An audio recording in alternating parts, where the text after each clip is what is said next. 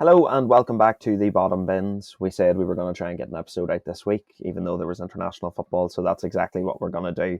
We are going to look at the expectations for the rest of the season. Shouldn't be too long of an episode, to be honest, folks. So all we're going to do is we're going to look at certain teams and see what sort of expectations they have for the rest of the season and whether it's achievable for those sides or not. So I think first and foremost, lads, probably the top two teams to talk about really is Arsenal and Man City, both fighting for the Premier League. Arsenal now out of the FA Cup, out of the Europa League.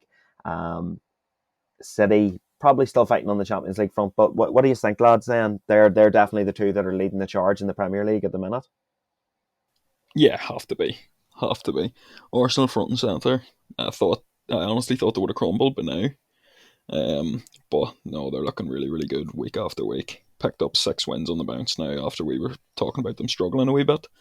So it's good. It's good for them. The momentum's back. They've got Gabriel Jesus and that back, so they're definitely going to be a force to be reckoned with towards the end of the season. But look, City's on their coattails. I know there's a few points in it yet, but they're still to play each other. Some big games coming up, and it'll be an interesting few weeks ahead. Yeah, definitely. I totally agree with Owen.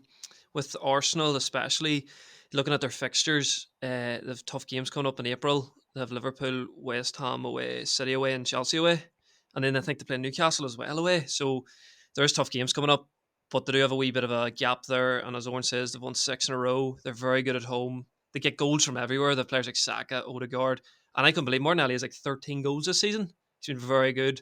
Even from midfield, like Shaq has scored like 4 goals or something. Um, and they're so good at the back as well. They have the most clean sheets. So it's going to be tough for City to catch up. But if there's one team you would never rule out, it would be Man City. Yeah, I totally agree with you, Connor, to be honest. I think if it was anybody else in this situation that was sitting in second, you might have a little bit of doubt about them. But just when it comes to City, like we've said it so many times on the podcast, that they can just put a run of wins together that other sides in the league just can't do. And I know at the minute they are struggling to do that, but for these last, say, 10, 11 games of the season, you wouldn't be shocked if City went on and won all 11 or won all 10. Um, I would say definitely though Arsenal are in the driving seat. They play the most attractive football. They've been the best side in the league to watch this year, no doubt about it. I think maybe the injury to Saliba over these next few weeks though is going to be interesting to see, especially just how Arsenal deal with it. And I think Orne, you were saying to me the other day, is Tommy Asu out for the rest of the season as well? I Tommy Aussie's out for the rest of the season. So, like, one way you could have looked at that was maybe Ben White slotted back into centre back with Tommy Asu then going out to right back, and they've sold Cedric Suarez to, well, I say sold, sorry, the loan Cedric to Fulham. So there you're down another right back as well. So I am interested to see how they deal with this. Does Holding come in and start at centre back? Because although I don't think Holding's necessarily a bad player, he's definitely a massive downgrade on Saliba. Like, Yeah, definitely. I would agree with that. He did play okay in the Europa League game, but that's not really a true test. The pressure's going to be on. And if Saliba's missing, who has been one of the best centre backs in the Premier League, it's going to be a huge miss. And with them tough games coming up, it could be a nightmare. The only positive for Arsenal is they can just focus on the Premier League. City still have the Champions League and the FA Cup. So, there's so many games. They do have a stronger squad, maybe, but I still think Arsenal, with that gap, with that lead, are going to win the league. yeah, look, I would have to be inclined to agree. Boys, in all seriousness, like, in terms of these expectations then for the rest of the season and going into next season then, is there anywhere in particular that stands out for you that you feel like Arsenal would maybe need to, consolidate, go into the market and buy? Because if this side ultimately does go and win the league, they are still a strong starting 11 and they do have players there that are going to be around for quite a few years, to be honest. So is there Yeah. anywhere in that team you sort of look at and think to yourself, right, well, I think they could strengthen here? To be honest, lad, I think they could strengthen all over the pitch. I know that probably sounds stupid, but if look, if they win the season if they win the league this year, unbelievable. That's fantastic for them. First time in years and years. But if they want to continue competing for the league like Manchester City do every single year, they need to have world class players in every single position, at least Mm-hmm. two world class players in every single position, because that's what makes a great team. That's the that's the stepping stone from going to a good team who can win the league one season to going to a great team who's competing for the top prize every single year, competing in the Champions League every single year, because that's what Arsenal's goal next year will be. They'll be looking to not only solidify their place in the top four again, like they were under Arsene Wenger, and competing for titles again. They need to be competing for Champions Leagues again, much like Manchester City are at the minute. So to do that realistically, they need to be strengthening everywhere, because we've Hmm. seen now, we've just talked about with Saliba's injury, the lack of depth that they potentially do have. And I'm not saying that there's not players that can come in and do a job, but they need to have world class players to come in who are able to completely revitalise, or well, not exactly reinvent the wheel, but to keep that momentum going. Because yes, Rob Holding could come in now and he might do a job, but it's not going to be as strong a defence, obviously, as if Saliba was there. So they need somebody of the same stature who can come in with the same training and just seamlessly fit into the team in every position. Yeah, I would agree with that. Especially, I think they need a right back. Not even because Tomiyasu's injured, but I think he hasn't been as good this season. Tomiyasu, Ben White's done well defensively, but I think they need a more attacking right back. Probably another midfielder.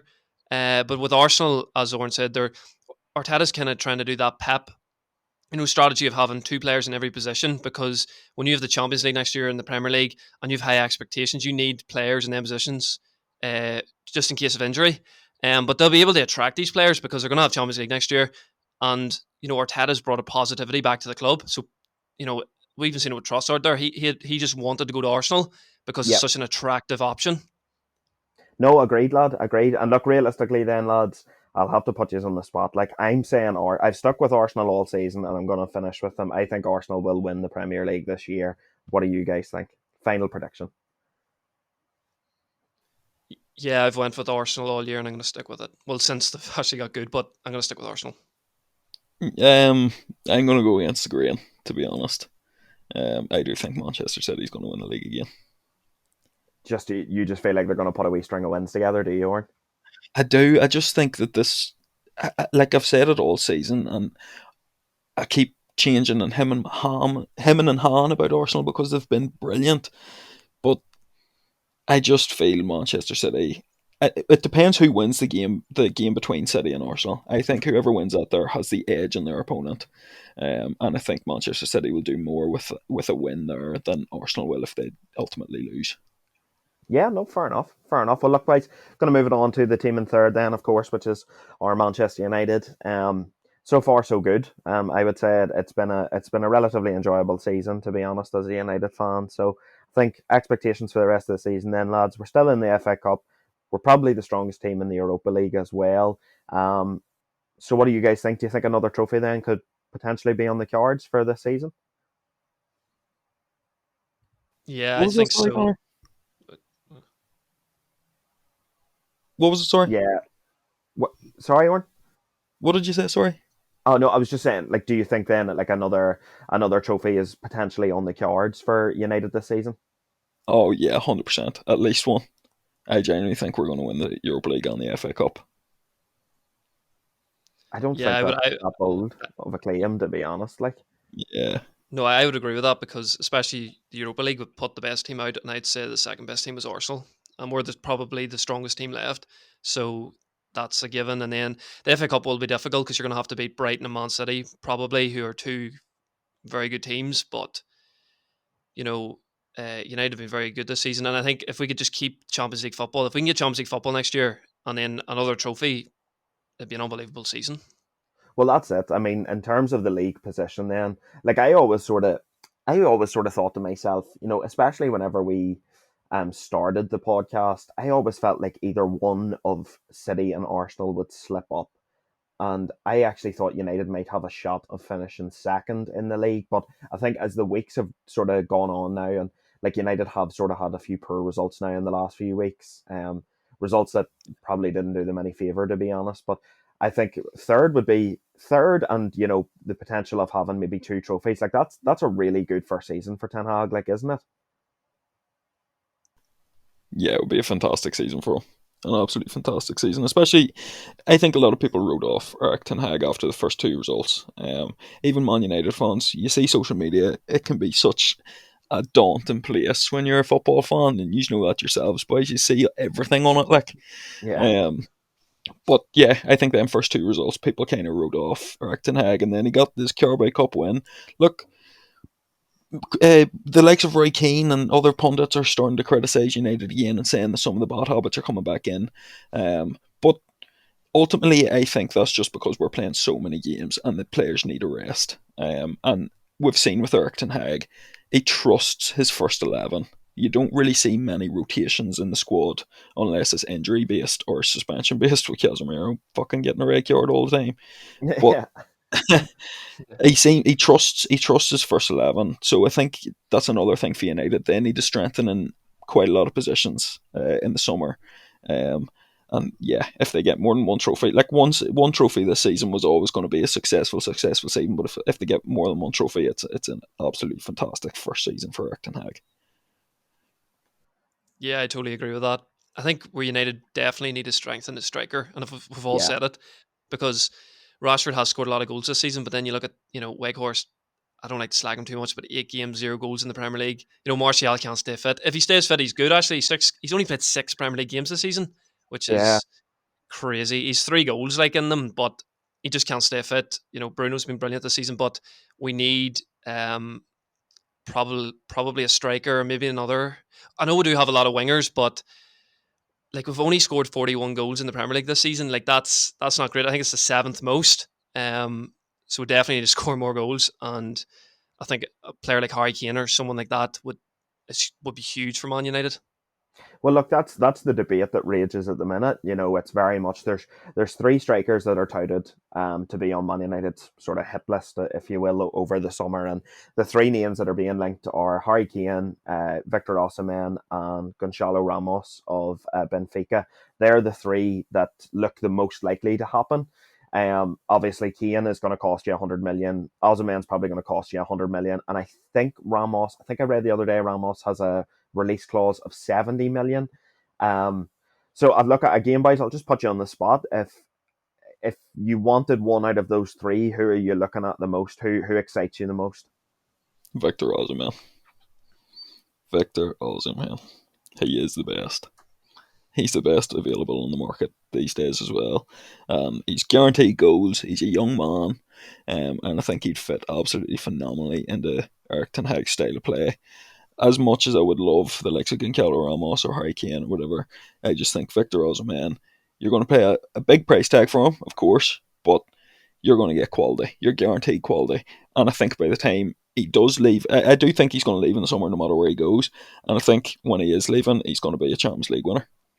And I Right? think he's going to be one of the best strikers in the world because he already is, but he's only going to move up in the rankings because he's a phenomenal young prospect, and under the talent and nurture of Eric Ten Hag, with some senior players at the club as well. With like Rashford's one of our senior players at the minute, and he's a Mm-hmm. prime example of the coaching that Eric Ten Hag can give you. And if them two were in the same team together, that pace, that dynamic, that finishing ability would be scary, but not for us. No, I would agree. I would go Osimhen as well. I just think I've seen him play for Napoli a few times this season, and just an unbelievable striker. Not even, his hold up play is good, but aerially he's superb as well. Like even for Napoli as well, he could be a Champions League winner this year because Mm-hmm. Napoli are a very very good team. And if they're like a similar price, he's younger than Harry Kane. I know Harry Kane has been unbelievable in the Premier League the last 7 8 years, 6 7 years. But Osimhen is exciting and he's young, and I agree with the one under 10 Hag. He's just going to keep improving. Yeah, no, look, I completely understand where both of you are coming from. I really, really do. I'm going to throw a bit of a spanner in the works, as you probably know. Um, Look, my pick would be Harry Kane. I think, don't get me wrong, I know 30, a lot of people look at it and go 30.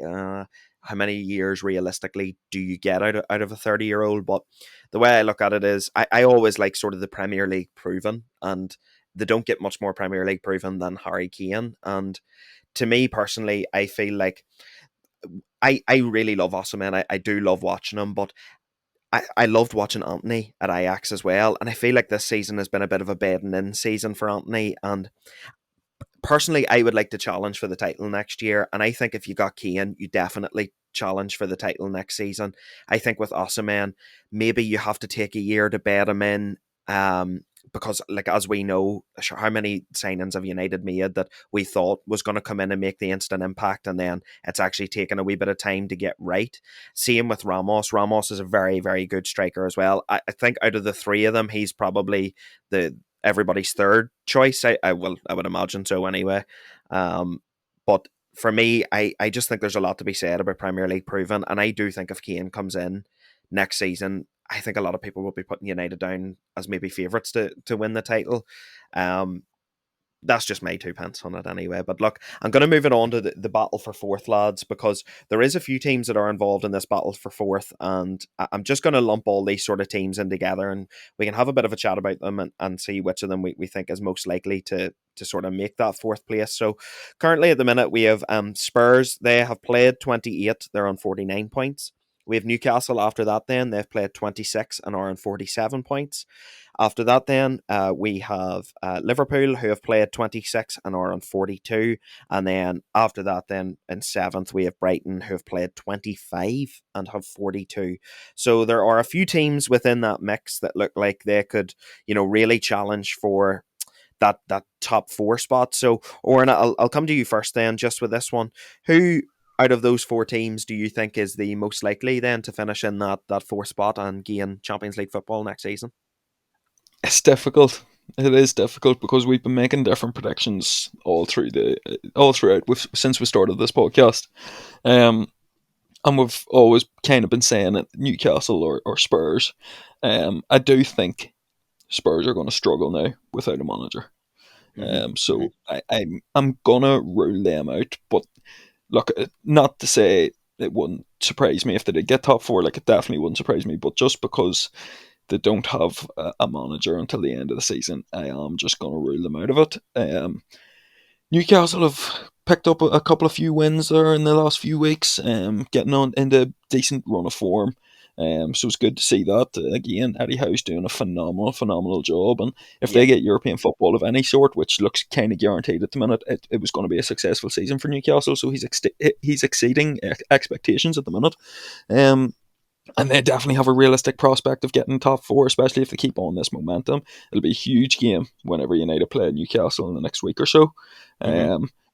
And then we've got, as you say, Liverpool. Liverpool picked up a couple of points, but again, two disappointing results as well. Just seems to be Liverpool's season, and if it keeps being in that trajectory where they pick up a win and then drop points or whatever, I think they'll struggle to get top four because all these other teams are around them and they're all picking up points. My heart really wants Brighton to get top four. I would love to see Brighton and Hove Albion in the Champions League.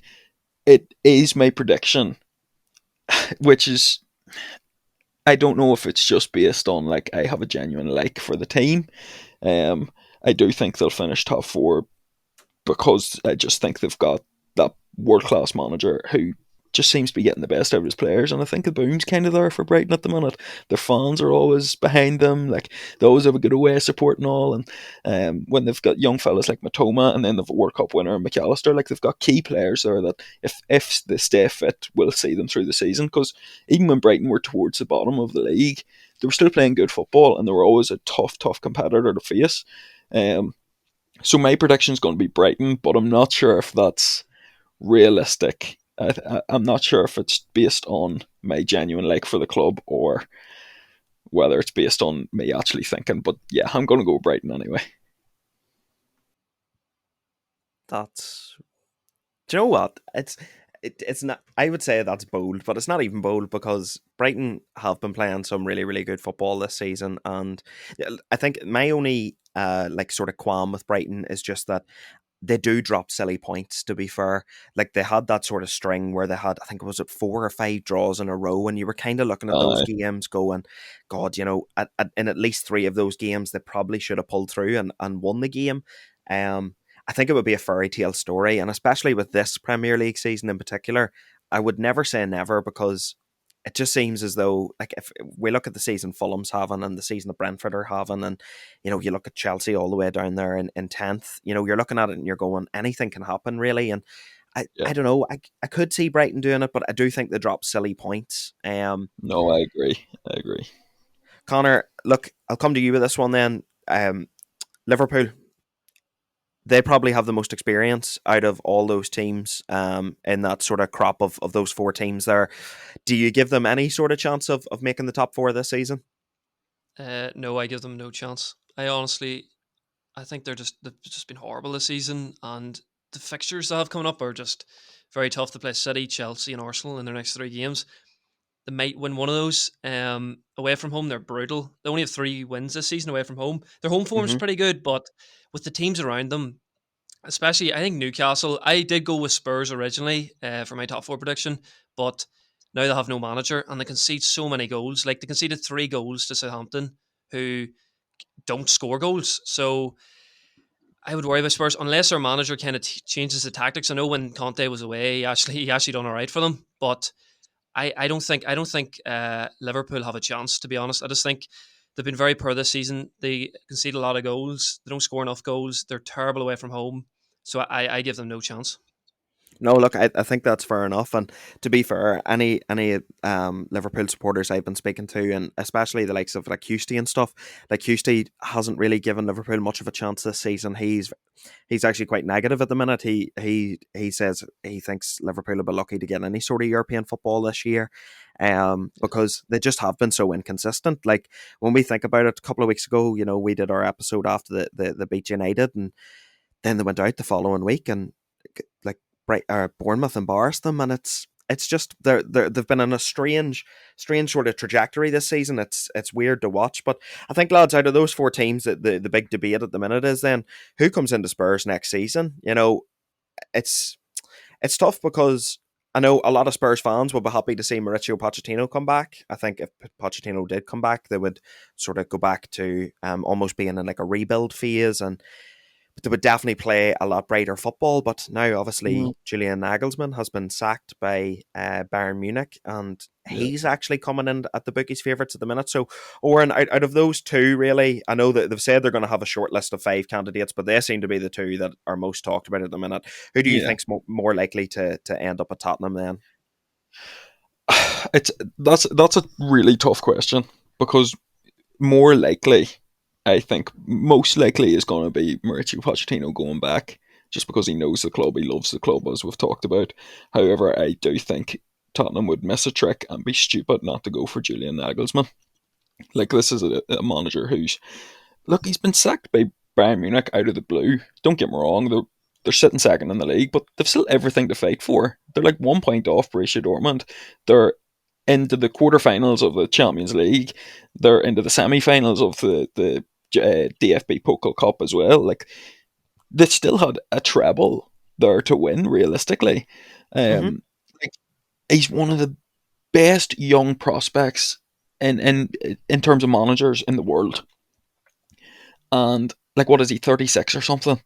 He Yeah, he's showed what very he can young. do with RB Leipzig. Like he got them to being a stalwart Champions League team, competing in the Champions League as well. To be fair, and I just like I don't understand the second. I understand it from the point of view that they probably want Tuchel in because Tuchel can he can win trophies. He knows how to win, and he might be able to change the fortunes a wee bit. But I just think Spurs would be missing a trick if they didn't go for Julian Nagelsmann for the sake of going back into their comfort zone with Mauricio Pochettino. And I know that sounds pretty negative because I'm saying about comfort zone. Like Mauricio Pochettino will get them back into the top four, 100%, and he'll 100% get them back to a stage where they will be somewhat competing for trophies. But I think they need to take a leaf out of a leaf out of Manchester United's book for this appointment.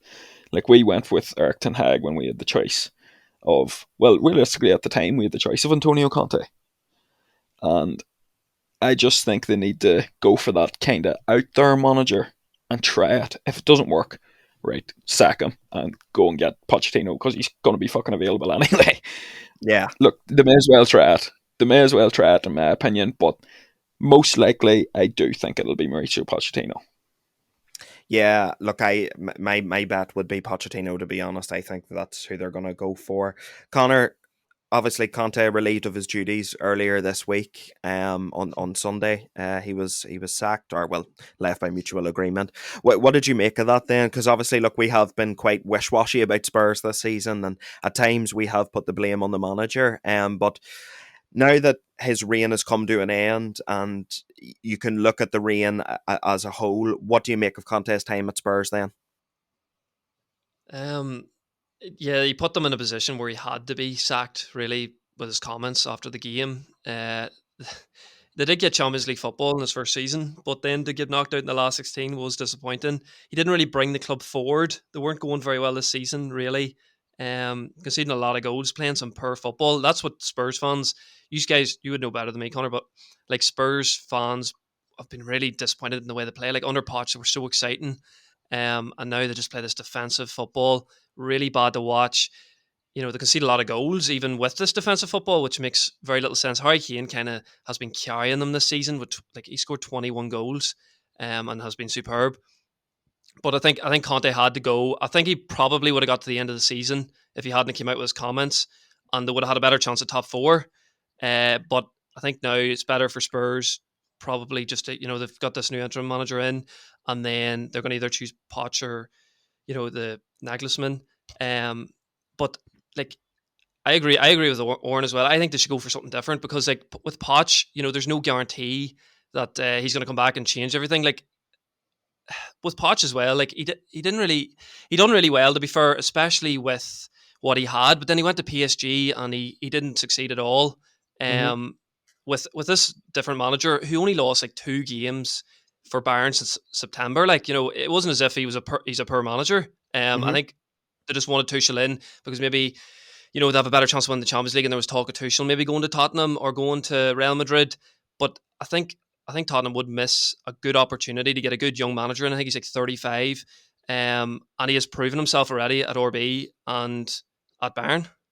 No, I think that's totally fair enough. Look, I think whoever Spurs end up with next season, I think the fans will just be happy to have a manager that plays attacking football, really. And look, we all highlighted it there. The football Spurs played there under Conte was regressive more than anything. It's almost as if that sort of template of the attacking football that Pochettino had laid down at Spurs was completely gone against with Mourinho, and then even more gone against with Conte. I wrote an article about Conte's retrospective time at Tottenham there, so if you haven't, please go and check it out on the Bottom Bins WordPress, and you can get my full in-depth analysis on Conte's tumultuous period at Spurs, shall we say. Look, boys, I'm going to move it on to the next four teams then. These are the guys who are going to be fighting sort of for those, maybe that Conference League spot. We have Brentford, Fulham, Chelsea, Aston Villa. Brentford, they're out in front at the minute. They've all played 27 games. Brentford are out in front at the minute. They're on 42 points. Fulham have 39, Chelsea have 38, and Aston Villa have 38 then. Still a good few games to go for those guys. Still 11 games to play. So really all to play for in that Europa Conference League spot. Oren, coming to you first. Out of those four teams, then, who are you looking at to possibly push on and clinch that final European spot? Then, I would be very, very surprised if Aston Villa got it, to be 100% honest. So I'm going to rule them out. I think you're talking Fulham and Brentford. Um, like, their seasons this year have been immaculate. Um, really does depend on Ivan Toney's situation, though. mm-hmm, mm-hmm. But look, Thomas Frank knows what he's doing with the team, and it's just difficult. Like as we've said, this season has been crazy. Like you're talking about Liverpool fighting for top four. You're talking about Chelsea nowhere near European competition. Like that is madness. Yeah, it is. And you're talking about like Fulham being promoted and being in the European contention. Like that's insane. But yeah, for me, it has to be Brentford. Brentford, yeah. Look, Brentford have had a stellar campaign, no doubt about it. But Connor, look, again, coming to Fulham then, obviously, as Owen said, newly promoted, just come up from the championship, moved away from the model that they did a couple of seasons ago where, they did buy quite a few players and it ended up sort of blowing up in their face. But now the recruitment has been a lot smarter. Marco Silva has definitely looks to be proving himself in the Premier League now. I don't think anybody could call Marco Silva a bad manager now, to be honest. So what's been your overall take on Fulham this season then, and do you feel like they maybe have the edge over Brentford? I think Mitrovic will be a big miss because he is going to get a big ban. He might get 10 games, and if they're missing him, it could be huge because he scored 11 goals this season for them. But in general, Fulham have been really impressive. I thought even when we played them in the FA Cup there, they were the better side for the first 60, 70 minutes until they got them red cards. Definitely, Uh, definitely. Played good football. We've seen with Polina coming back, he missed the prior two games. He is such a huge player for them, and he is honestly one of the best defensive midfielders in the league. This season he's been superb. Willian's been really good. That was great recruitment to get Willian in, an experienced Premier League player, and playing the football he was playing at Chelsea. Yeah, Your boy Solomon, he's come in and he's flying as well. Pereira's been very good for them this season. Harrison Reed at the back, Diop and Reem. Tete as well. Tete has been very underrated as a right back. Anytime I've watched Fulham play, he has been brilliant attacking and defensively. And also Leno and Nets has been brilliant. But I do think I would probably go for Brentford over Fulham. I really rate Brentford, and especially with Ivan Toney flying and defensively as well, they're very good. And Fulham, I think Mitrovic is going to be a big miss for them. But I would go Brentford. I've been more impressed with Brentford. They've also got a bit of a. Are they on the same amount of points or similar they're points? three behind at the minute.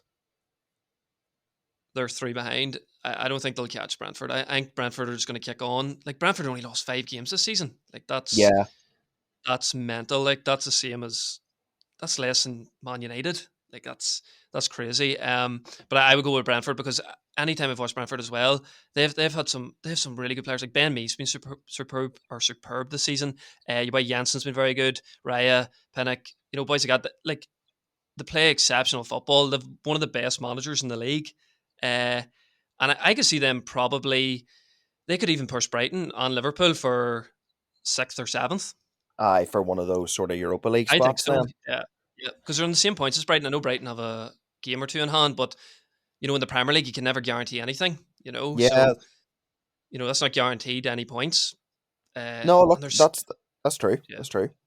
Well, look, it's that battle of the strikers, really, isn't it? Like when we talk about those elite strikers that like they come from the teams in the top four or even the top six. Then just outside of that, you have Tony versus Mitrovic as like the other guys in the league, and they have been both phenomenal this season. I think like Tony's the third top scorer in the league this year. He has been out of his skin, and the only thing that worries me about Fulham and Brentford is just look, Fulham's going to lose Mitrovic to a ban.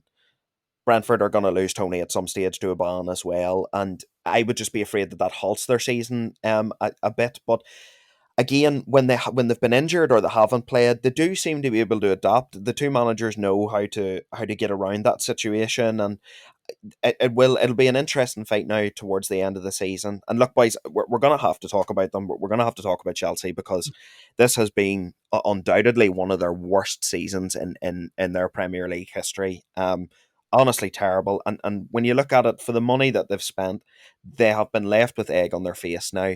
Todd Bowley, we kept joking about, was playing football manager, and it does just seem like that's exactly what he's doing. We keep saying week in, week out on this podcast that Graham Potter is on thin ice, and we sitting here now can't understand how he's still in a job. There are managers that were performing.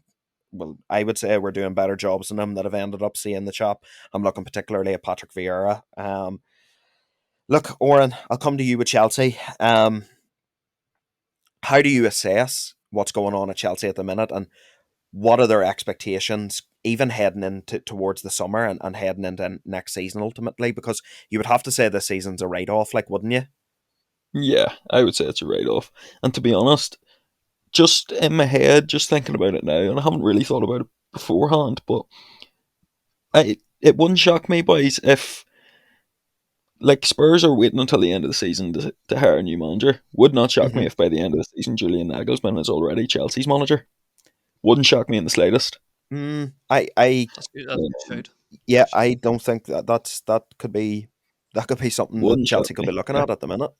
100%, 100%. He seems to fit their kind of profile as well. Todd Bowley's looking a young manager, and look, he's got more experience and stuff than Potter has, and it hasn't worked with Potter at the minute. So look, it wouldn't shock me, just before saying anything else, it would not shock me if by the end of the season, Julian Nagelsmann is uh, Chelsea's new manager.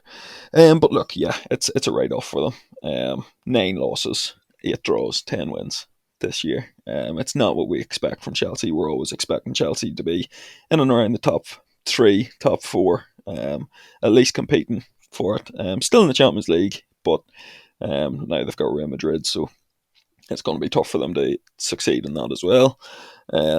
It just hasn't worked for Graham Potter. They kind of sacked Tuchel off a bit too early for my liking as well, and I think for a lot of Chelsea fans liking. But the new boss wanted someone younger in, and look, it hasn't worked for him. He's signed a lot of players. We're seeing Mudryk being signed for what was it, €100 million or something, not even getting onto the bench, Hmm. or sorry, not even getting into the starting squad, and sometimes not even getting onto the bench. There's too much talent to deal with. I do think, from a playing perspective, definitely not a financial perspective, but from a playing perspective, Jay Felix has worked out for them. He's been brilliant for them, in fairness to him. And if they did get him in the summer, it would be a big, big coup for them. But um, in terms of even competing for European places, it's the same as we said about Liverpool. The inconsistencies at Chelsea is just too much. And the only difference between the two sides is when Chelsea are picking up wins, it's against smaller teams and they are scraping wins. Like without Thiago Silva, we've seen a completely different Chelsea side as well. They're not scoring a lot of goals, and with the attacking wealth that they've got, they really should be scoring a lot more. Yeah, it just hasn't worked out for Graham Potter. I think they need to either reevaluate the manager situation now, or Todd Bowley needs to stick with Graham Potter. And if he's going to stick with Graham Potter beyond this season, or until the end of the season, he needs to stick with him beyond this season, and he needs to let him properly instill his methods into his squad with his own players, because they're still playing in Thomas Tuchel's squad despite the signings in the January transfer window. Hmm. Yeah, like Hmm. Chelsea are definitely missing a striker. Like they need a striker, an out and out striker. Like Brentford, Fulham, even Aston Villa have better strikers than them. I would say, like better form. And like I'm seeing like Chelsea, especially, I see they're like looking maybe to offload players in the summer. Like that's going to be a problem for a new manager. Are they going to be able to spend any money, or are they going to be stuck with these players that they have? It's interesting, isn't it? Because I don't know what they're going to be allowed to do in the summer in terms of FFP. Obviously, they are. I've seen a lot on Fabrizio Romano's Twitter page that they are looking to offload quite a few. There's a few names that are already being thrown about for transfers and stuff at the minute. It looks like they're going to lose Mason Mount at the end of the season. I can't imagine Aubameyang being there. I'm looking at some of their midfielders, some of the defenders as well. They already offloaded Jorginho to Arsenal. I do think there will be many more players to follow. But in all seriousness, Connor, you look at some of those signings they've made, the likes of Koulibaly, who has been drastically poor, Aubameyang, who has been drastically poor. They just got it wrong in terms of recruitment, didn't they? Yeah, definitely. They didn't get a striker for one. That was crazy. I know Felix is in there, but he's not like an out and out striker. They need a proper big man. I think they thought they had that in Aubameyang, but he's been awful. Like he can't even make the bench. He's away over to Barcelona in their change room. Like that was just crazy to me. Even their last game against Everton, they were brutal. Like a 38-year-old Thiago Silva's been their best player this season. Yeah. Koulibaly's been brutal. Fafana's really struggled. He's been injured. The goal, like Kappa is okay. I still think he makes a lot of errors. Like he does make big mistakes. They don't score enough goals, as Oren said. Like 29 goals this season. Like that is Yes, poor, shocking. Like poor. Leicester have more goals than them, and they're sitting third or fourth bottom of the league. Uh, so recruitment's been brutal. Uh, and with Potter, it is going to be down to the Champions League. He's going to have to win the Champions League to keep his job, because if he doesn't, they're really like in the league. They're where are they going to come? Like best seventh, eighth, and that's nowhere near good enough for a side to spent. How much have they spent? Like 300 million, 600 400 million million. there. 600 million since last year. Yeah, so that's just not good enough. And as I said, the recruitment's been bad. and it looks like they're going to have to offload. And when people know they're going to have to offload, they're not going to get the money they want. So Yeah. will the money be available to? And they're going to lose players like Mason Mount. And I don't really rate Mason Mount, but even under Tuchel, he was a lot better. And I see he's even been linked to Bayern. Yes. So which is, it could be just rubbish, but Tuchel obviously rated him. He played all right in that Champions League year. He was probably one of their best players. So, a lot of players have like got worse under Potter. Like, let's be honest. He hasn't really improved anyone. So, I think he will lose his job, and they will get a better manager in. But as I said, like we don't know the answer to this, but will they have the money to spend? Because if they don't, with the squad they have at the minute, I don't know if it's going to, like, the money they spent. They think they should be probably challenging for the league, but I don't see them even getting Champions League football next year with that squad. Mm. Well, look, I always find it mad how, like 12 months ago, we probably would have looked at Potter, and we would have talked him up big time. And now that he has gone to a bigger job and it's not necessarily worked out, like, don't get me wrong, boys, I don't think that Potter's a bad manager. I really, really don't. I just feel like Chelsea is a tumultuous work environment. It's not good, to be honest. I didn't think Chelsea was the right job for Potter. Um, I actually thought Spurs would have been the next sort of career step for Potter. Um, but it's crazy, absolutely crazy, the season then that the Chelsea are having. Gonna move on then, boys. From 12th to 20th, there are only 4 points separating the sides from 12th to 20th. So we have Crystal Palace currently in 12th on 27, Wolves currently in 13th on 27, Leeds up to 14th on 26, Everton on 15th with 26, Forest 16th with 26, Leicester 17th with 25, and then the bottom three in 18th we have West Ham on 24, Bournemouth on 19th, they are 24, and Southampton in 20th on 23. So only 4 points there really separating it. So look, we made the joke a couple of weeks ago on the podcast that it seems as though the relegation battle is actually a bit more exciting than what's going on up at the top half of the table this season. So, Oren, I'll come to you first then. Looking at those sort of sides that are placed between 12th and 20th then, with only 4 points in between them, it can be the difference of, just two wins. So who are you looking at then there realistically? Look, if I was to ask you the question dead straight now, who is the one team you can guarantee that will not be playing in the Premier League next season? Who is your go-to for that question? Jesus. Come on, look, I'm putting you on the spot today. Bournemouth. Yeah. I think Southampton's going to stay up now. I just think their new manager's really instilled something into them, a bit of fight into them again, and we're seeing just better results and better performances from them. So even if he gets, like, picking up a draw in this relegation battle is a massive, massive result. And all these teams really, realistically, need to be taking every game as a cup final. Crystal Palace are going to struggle, in my opinion, without Patrick Vieira. I've seen a lot of people have seen, especially Vincent Kompany came out, obviously played with Patrick Vieira at Manchester City, and he was like, it's a stupid decision because he'd done a phenomenal job. He was overachieving, as we always said. But yeah, Wolves aren't out of it. I have to keep coming back to that. Wolves really are not out of a relegation battle. Like, every week we're saying, oh yeah, they're performing better. The 15 losses, do you know what I mean? They're not doing well at all. Yeah. They don't score goals. They don't score goals. Yeah. Look, it's so difficult to call this relegation battle, and it does show it's the most competitive and best league in the world.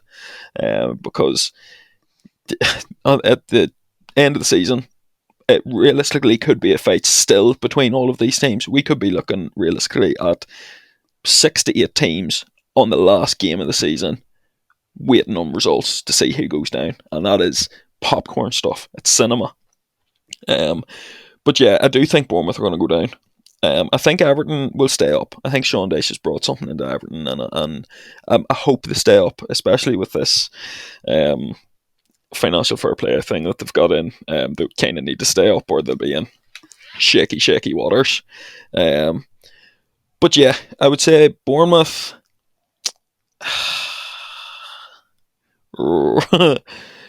Bournemouth. Go as bold as you want here, lad. I think West Ham's going down. I think Moyes Oh. has overstepped the mark in the last few weeks. I think they should have got rid of him in January when we first fucking talked about it, to be honest. And I think West Ham's going down. I think Bournemouth's going down. And it wouldn't shock me if Leeds go down. Because I can't see Nottingham Forest going down. I think Leicester's got a bit too much for them to go down. And I do think Southampton's going to fight their way out of the current situation that they're in. Connor, I'm giving you the same question. If you had one that Uh, has to go down, that will not be playing in the Premier League next season, who are you picking? uh, Bournemouth as well. It will be Bournemouth because, like, away from home, they're shocking and they can see so many goals. I know they got a good result against Liverpool, but even when you look through their team, they're not great, to be honest. So I go Bournemouth in that way, but I still think Nottingham Forest are going to go down because, again, away from home they're poor. Your boy Johnson, he's injured, so if he's not fit, I think they have no chance. He has 7 of their 22 goals. I think him and Gibbs White are carrying them. So I think Nottingham Forest will go down as well. And then the last one is so hard. I still think Southampton will go down, even though they do look better under that new manager. I still think they're not good enough. They don't score enough goals. They scored 3 against Spurs, but like Ward Prowse has scored their most goals this season, and it's like Shea Adams. Uh, but it is so tough, and a lot of the games are like looking at the fixtures, like they all play each other, kind of. Like Palace, I Yeah, seen like 9 of their next 11, or I think 8 of their last 10 are against the teams in that bottom 8 or 9. Like that's that's crazy. massive. So like Vieira basically got screwed because like he played a lot of the harder teams and then he never got the opportunity Yeah, once they played the teams around them. So that's probably why a lot of people feel sorry for him. But like Orange, like some of these teams do not score any goals. Like Wolves, like I thought they were safe a few weeks ago, but like they just lost back to back. They don't score any goals. Even Leeds, it's so hard to say. I think Leicester will stay up. West Ham, I think, are too strong. I see like David Moyes. If apparently if he loses the next game, he could be sacked. But like, what would be the point of that? This late in the season, who would they get in? Oh, I don't understand that one. But the three I go with is the same as I went with prior: Southampton, Bournemouth, and Nottingham Forest.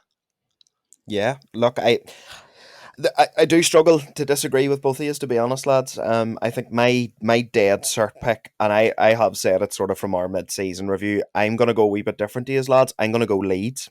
I just I don't see it with Leeds, to be honest, lads. I don't see the talent in that squad. They have a Bamford who doesn't really score. He's not like the same player from his injury, which is fair enough. Like, an injury as serious as what he suffered, you're probably not going to come back the same player. Rodrigo struggles to stay fit as well. I think if Rodrigo stayed fit from now to the end of the season, I could look at it and I could go, okay, fair enough. They might stay up, but I just think with his shaky injury record, you just don't know what sort of lead you're going to get. I didn't personally like the signing of McKennie. I don't think he's been that good, to be honest. I don't really think he's added all that much to that Leeds midfield, and they're just very weak at the back. They just ship a lot of goals, and I think taking aside, some of their home performances where the crowd really do try and push them through the game, they're almost like Everton in that sense. Like the crowd do push them through games at times. I do just feel like they are very, very poor. And if I was to pick three, my dead cert is Leeds, and the other two, I'm gonna go with Southampton and Bournemouth. I think there are the three that'll go down. I think Leicester have the experience to stay up. I think West Ham also have the experience to stay up. Like if West Ham went down, boys, that has to be one of the best teams to go down like ever. Yeah, With the especially the money they spent exactly in the summer. Yeah, like with the talent that they have within their side, like it would be so weird to see a side like that go down. But I do agree with you though, Oren. Like Moyes, I think they do need to look in another direction next season, to be honest, and Hundred maybe try and percent. get a manager who's a little bit more expansive and plays a bit more attacking football, really. But yeah, I'm gonna go Leeds, Southampton, and Brentford. I think to go down. Um, I just think they are the weakest teams in the league. like Yes, Leeds as Connor. Sorry, well go are on ahead. missing your boy. No, I was just going to say Leeds as well are missing your boy Adams. Apparently he's out for the rest of the year, which would be a huge miss because he's been one of their best players as well midfield. So Yeah, if no, he's missing, they are. definitely in big trouble. He is decent, to be fair. He is a decent player. Right, I'm going to spin this one on its head then for you, lads. So, still sticking with this current crop of teams that we're talking about. Oren, who are you most hopeful for next season out of those current crops of teams? Do you think there's anybody in there that you look at and go, right, they realistically shouldn't be doing as bad as what they're doing, and next season they'll be a force? Um, it it's hard to say, Connor, because it does really depend on the recruitment. I think the obvious one would be Wolves, just because of the caliber of manager that they've got. Mm-hmm. And Julian Lopetegui, like he's a great manager. He's managed some of the biggest clubs in the world. He's managed the Spain national team. Um, so if they get the recruitment right, get a decent striker in that'll get them 15 goals, 20 goals in all competitions next season, they could definitely be back where they belong, which is realistically the European places, or fighting for them at least. I don't know, like the likes of Everton, we always talk about Palace being in around that 10th, 11th, 12th, and I think that's just going to be the exact same next season as well. Well, it could be worse for them without Zaha. I think Everton's going to be struggling again next season, to be 100% honest. Um, I think Leicester's going to struggle again next season. I'm quite hopeful about Nottingham Forest. I think a full season in the Premier League, this has really been a. If they stay in the Premier League, which I hope they do, and I think they will, um, full season in the Premier League, loads and loads of new players. Steve Cooper's doing a good job. He's been rewarded that big contract. And look, we've seen it since they've been promoted. The investments there, and the appeal of Premier League football really is back. Like we're seeing huge transfers go to Forest. The likes of Renan Lodi and Felipe both came from Atletico Madrid to go to Forest. To go to Forest, do you know what I mean? Like that's huge business. Keylor Navas, massive, massive business. Shows the lure that the Premier League has in general. It doesn't really matter where the team is. Um, so I would be quite hopeful about Wolves. Now, this is again depending on the recruitment. I'd be quite hopeful of Wolves getting back towards the Conference League, Europa League places, and I think Nottingham Forest will either solidify themselves as a mid-table club like Brentford, and then in a couple of years be pushing for that there, or Mm-hmm. Mm-hmm. they could struggle again next season. But I see Nottingham Forest like a Brentford that'll go mid-table next season, and then with a bit more structure, a bit more recruitment, some more decent players coming in, I think they'll be fighting for European places in the next 5 years as well. Yeah, fair enough. Connor, same question to you. Anybody you're hopeful for then for next year? I think the easy one would be West Ham because they have such a strong squad, and if they get a proper, like a better manager who plays more expansive football, they would definitely. I think they could climb the table easily. Like the prior years, I think they came seventh and sixth or something like that, which is so for them to be sitting 18th on the table is just crazy.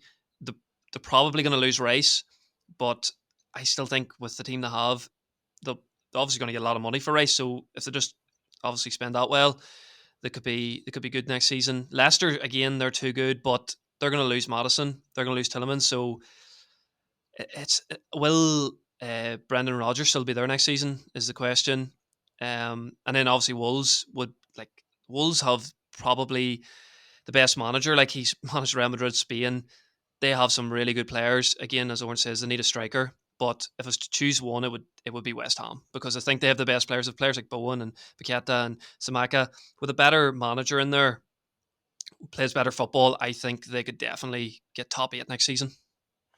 Yeah, I think West Ham is one of those sides that probably shouldn't be down there where they are. The one I always go to is probably just Wolves because it's look we've said it so many times on the podcast that like Lopetegui is just a great manager, and next season Kalajic will be back from injury. Now we don't know how he's going to be after the injury. We don't know if he's going to be the same player, but he was ripping up the Bundesliga last season, so I would be quite hopeful for Wolves. West Ham, yeah, definitely.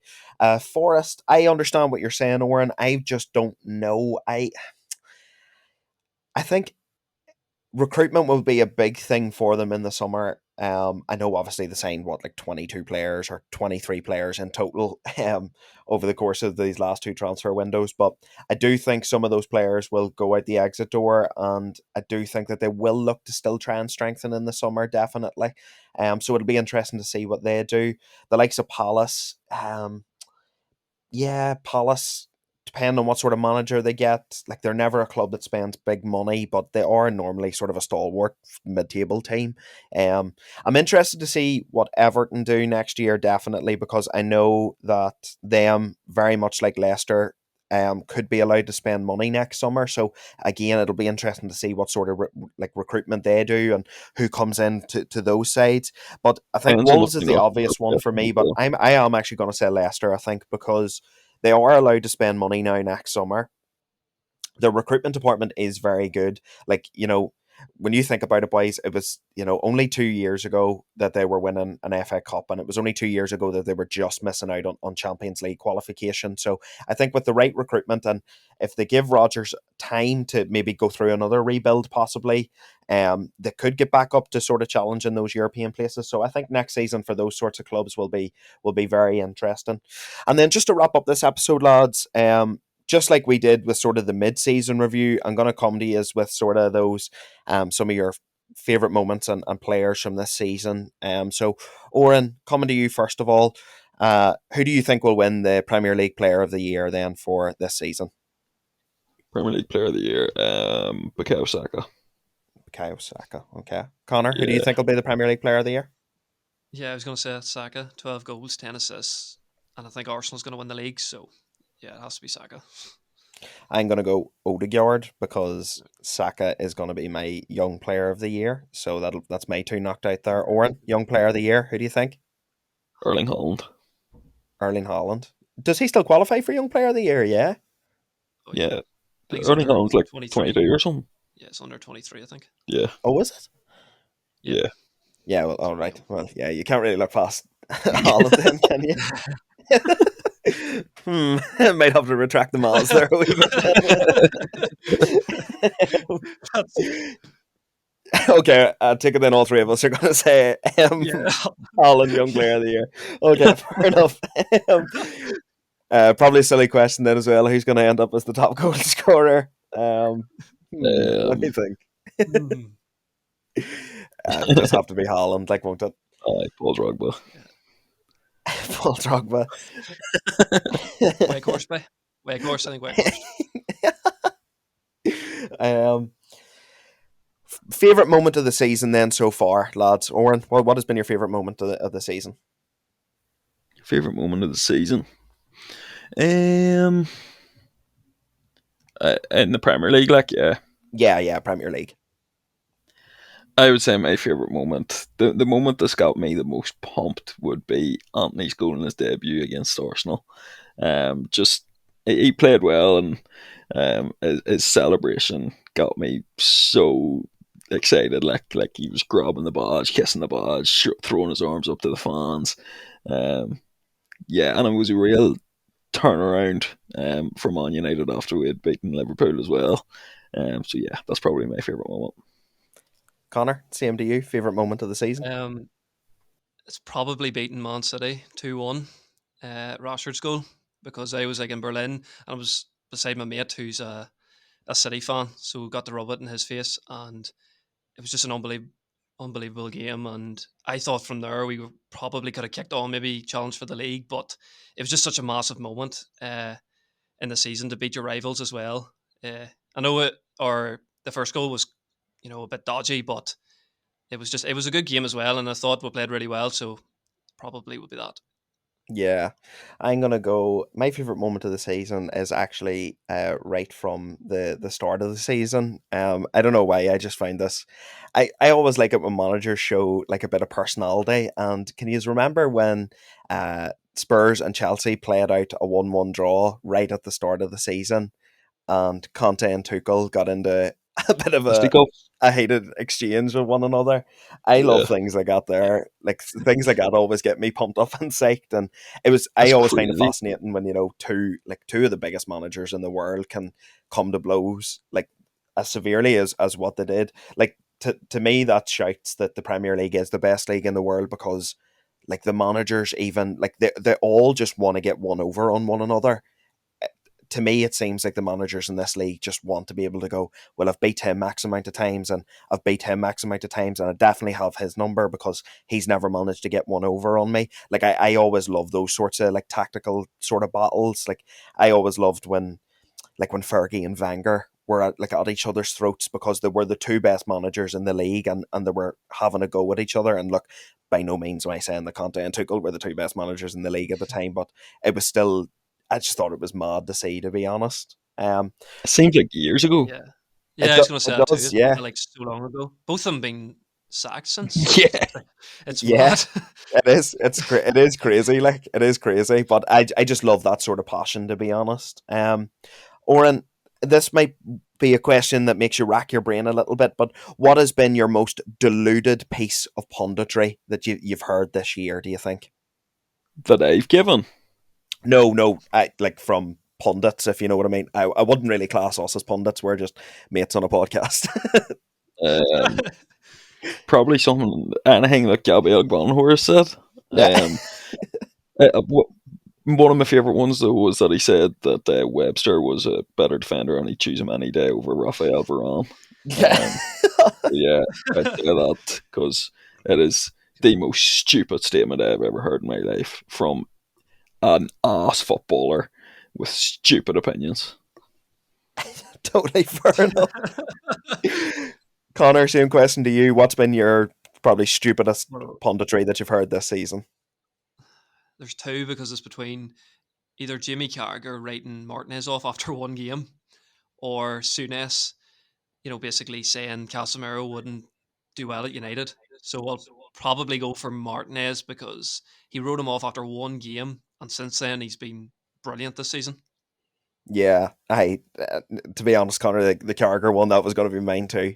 To write a player off after one game, I thought was just absolutely ludicrous. And in honor of our fallen comrade who couldn't make it to the podcast today, Oren, who do you think has been the overall boob of the season? I would say McCardle, to be honest. Um, he just talks that much shit on the podcast, and he's always going against our opinions and stuff. So yeah, my boob of the season's on McCardle. Connor, same question to you then. That's a good one, lad. I was going to go with that. Um, I was you probably you could give it to VAR. We'll just give it to VAR. Boob of the season, but he's made Yeah, so many bad decisions, and it's just getting worse as the weeks go on. So I'll give it to VAR. it has been brutal this year. I'm going to go for Chelsea personally. Um, Maybe that's just my vendetta against Chelsea. I don't know, but this season, like, it annoys me, because if that was United having the season like Chelsea were having, like, you would never hear the end of it. It would be everywhere. It'd be in every media outlet. Everybody would be talking about it all the time. But I just can't get over how poor Chelsea have been this season. It has been absolutely brutal. And you know what? No, I'm all here for it. So I am. that's a good one. Like, that's a good one, because like they won like two games in a row, and the media were talking them up. So Aye. Well, just there's shows. nothing to talk up anymore, because they are shite. By the way, I want to make it clear to the viewers at home: McCardle's not dead. When you said fallen comrade, he's not dead. He's just hungover because he had a formal yesterday. Well, he's a sort of dead of sorts, if you will. He's down. He's lying down there in his bed, Dan, at the minute. So we'll leave him to his hangover. Well, look, lads, thanks very much for jumping on. I think that's probably going to wrap up this episode. As always, please follow us on all of our social media handles. It's at Bottom Bins Pod. That is for TikTok, Instagram, and Twitter. I say it every week, but please make sure and go and follow the TikTok, because there will be some good content coming up there now in the next few weeks. And there's already some funny content up on there at the minute that I'm sure any of you who do enjoy listening to us would get a good laugh at some of the TikTok videos. As always, Find us on the Parlay Sports app. That's PRLY Sports in the Apple App Store. Again, there's more content going to be uploaded up there in the next few weeks as well. And please, I don't feel like maybe we don't plug it enough, but check out the bottombinspod.wordpress. It's our website that we like to use, and as journalists, the three of us here, myself, Oren, and Connor, we do upload articles on there on the regular. We do try and get at least one article up a week, and I have to be honest, boys, like, not to blow smoke up our own asses or anything, but we are three good journalists, and we do produce some good articles on there. So please Yeah. do go over there and check them all out, because I promise you won't be disappointed with some of the articles that we have up there. And as always, folks, keep it bottom Well, bins. just before we Oh, finish off, I do want to plug our new second channel, the Bottom End Shorts. oh yes, sorry, Um, apologies. no, you're good. You're good. So we tried the Bottom Bins Extra thing, but we decided to put that all into our main channel. And now we're going with Bottom Bench Shorts, which will have all the best content from our podcasts, some clips from it. We'll have the best from our Parlay Sports content, and we'll have the best from TikTok, all going onto our second channel, and that is Bottom Bench Shorts. Yeah, so please definitely go and give that a follow. It's just, especially if you don't have any of those platforms like Instagram or TikTok or anything, you'll still be able to keep up to date with all of it. It will just be going onto the Bottom Bin Shorts channel. So please go and subscribe to that. And as always, keep it bottom bins, folks. Keep it Bottom Keep Bins. it bottom ends.